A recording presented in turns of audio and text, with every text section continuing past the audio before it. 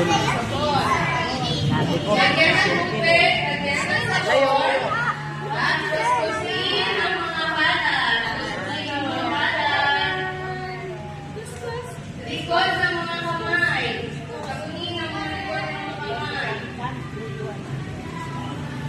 Pareho likod ng kamay ang ating mga daliri. Daliri.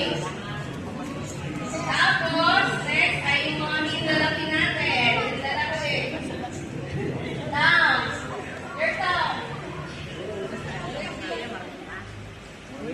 Then, next ay kuko. Yung mga kuko. Kapito, yung ikot sa ating mga pala. doon tumingin hindi doon. After ng kuko, bandawan na ang ating mga kamay.